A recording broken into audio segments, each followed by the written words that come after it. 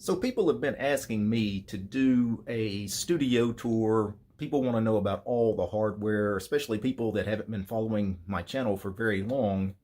I have discussed probably every piece of equipment that I'm about to show you at some point on the channel, but I've never really shown all of it in one video. And especially if you've subscribed to the channel just in the last 6 months or a year, then yeah, you probably didn't watch some of the older videos about some of the equipment I'm going to show you. So I'm just going to do a quick studio tour. I'm just going to show you piece by piece exactly which hardware I'm running as far as cameras, mic, audio equipment, computer equipment, and all of that. I'm also going to link to all of the products in the show description. There'll be Amazon affiliate links, so if you guys want to buy any of these particular products because of me using it, feel free to do so. If you use my affiliate link, of course, I'll get a little cut of that, and of course, I appreciate you guys if you do that. So I think the first thing we should start with is my computer. Now, my computer I bought from Ava Direct. There is a custom PC builder. Man, that's dusty. It actually doesn't look that dusty in real life, but recording it with this phone, man, it is covered in dust. I should have cleaned that off before I took that this video, but hey, it is what it is. It is a rather large tower, very heavy.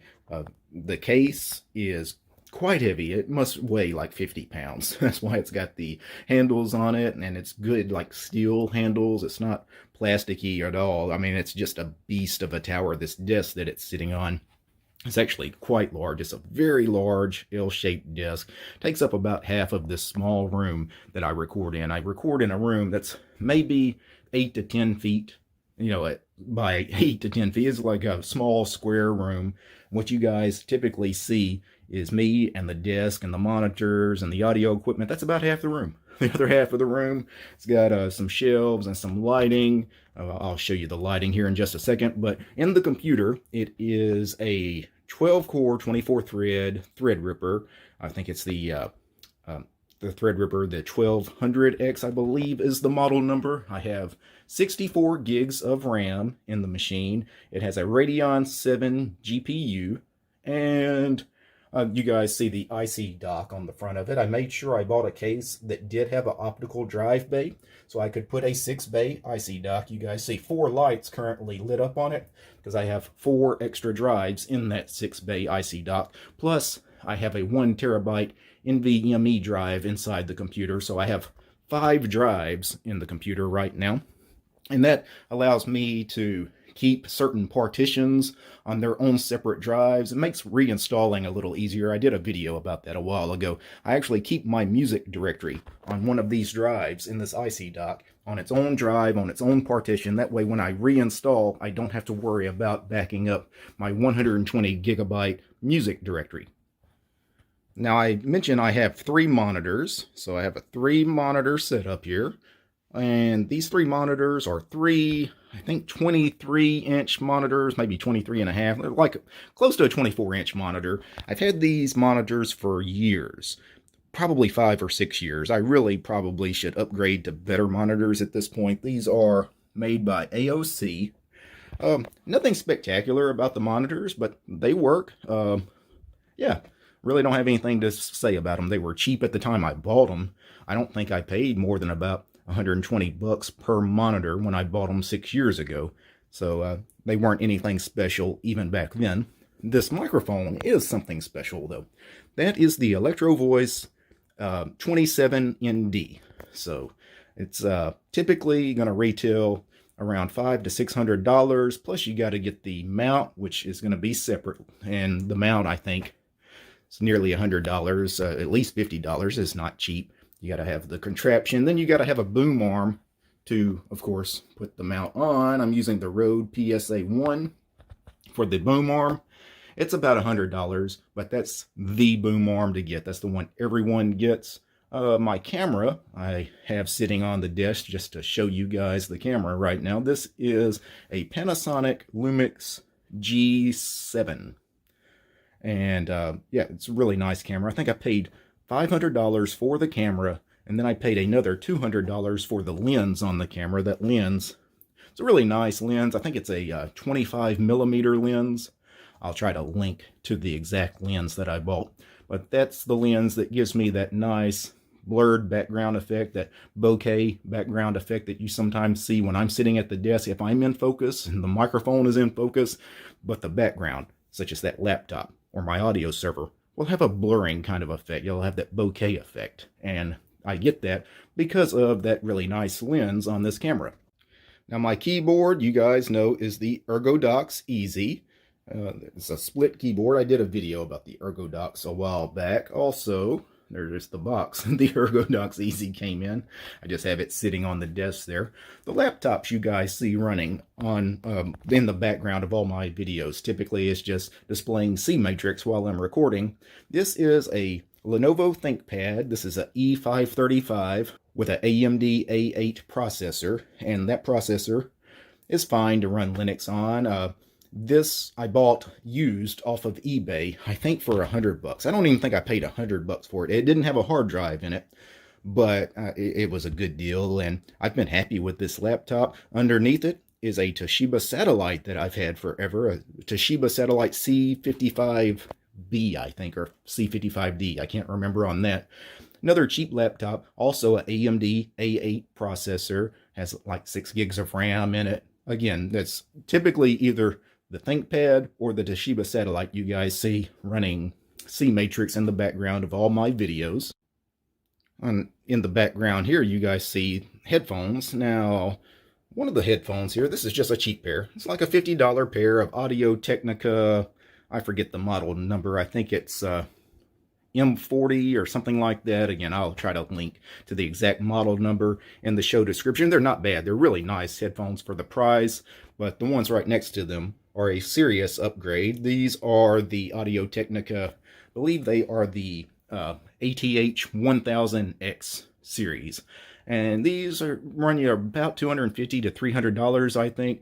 They're open back, they're really comfortable, and the sound on them is just crazy. It's really amazing sound quality on those particular headphones. Of course, I've got them just sitting on the server rack there. By the way, this server rack, I did a video about me building this particular server rack. I don't remember the brand, but the server rack is 5 foot tall, and it is, I think, 24 inches deep. I think those were the dimensions, which 24 inches deep is pretty deep for a server rack, but it does give me plenty of room where if I wanted to, I could mount stuff to the back of the rack. Because the stuff mounted on the rack, most of this stuff is not very deep, just a few inches deep anyway. So I've got plenty of room to work with on both sides of the rack if I wanted to. Now let's talk about the equipment on the server rack. So let's talk about the light here at the top. That is the Pen Elcom LED light. It's just this strip here that's glowing blue light down the front of the rack. I could change that light to green or red, so we can change it to whatever color we want to. It's really just a nice effect. It really serves no purpose other than it's just nice to have that light, that blue light glowing on the face of the Mackie Pro FX12 mixer. So that's the mixer. The Mackie mixer, I can't remember what I spent on it.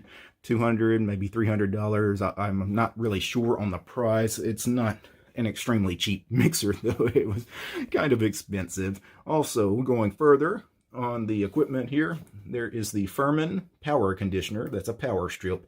In the back, there are 8 plugs, and in the front, there is 1 plug. And then up underneath the Furman power mixer, we have the Sonic Exciter, and this is made by Sennheiser, I believe. No, it's Behringer. Excuse me, Behringer, the Sonic Exciter. And what this does is, you can see the knobs here. You got tune, mix, tune, harmonics, min, max. What this does is it boosts certain frequencies, especially the mid-range, because typically when you start compressing sound, especially instrumental things, the sound just kind of sounds dead, right? Especially in the mids. And this kind of livens things up, right? That's the name, the Sonic Exciter. It kind of excites certain ranges, bass ranges if you want, but especially the mid ranges is typically what people use these things with, and probably great for instrumental recording, but I have found that it actually is not bad with my voice. So I typically use the sonic exciter when I just recording me at my desk and you guys hear my voice. That's always on. Then we have the Natty, that is the amplifier, the preamp, 8-channel preamp. Right now I only have one microphone plugged into it. Below that we have the DBX 231S, that is a dual channel EQ. And below that we have the DBX 166XS, and that is an expander gate limiter compressor, a 2-channel as well. So I'm pretty much covered as far as 2 channels, because the sonic exciter too is also dual channel. So I could comfortably have 2 different microphones in this studio, if you will, and I can plug it into all of the equipment. So everything here has at least 2 channels. And actually, let's go back down a little bit at the bottom, up under all the equipment. I do have these drawers here. Let me open this drawer. I have 2 of those. Those are 2U deep drawers. So that is the Scarlett 2i2. That is a USB audio interface. So this is what I used initially when I first upgraded my sound. Went from using a standard USB microphone, the Blue Yeti, and I wanted to get into XLR microphones. But to do an XLR microphone, you need a audio interface or a mixer. And the 2i2 by Focusrite is really a pretty affordable interface, and it sounds good. It adds some preamp and some compression. It adds a little effects to the microphone, but I found that 2i2 was really a nice sound combined with a halfway decent microphone, and I did have a pretty good microphone at the time. I was using the Blue Baby Bottle SL. Fantastic microphone. Now that microphone is also not cheap. It runs you around $400. Now this microphone is a condenser microphone, where the Electro Voice 27ND is a dynamic microphone. Now if you're in a noisy environment, a dynamic microphone is better because it eliminates more noise.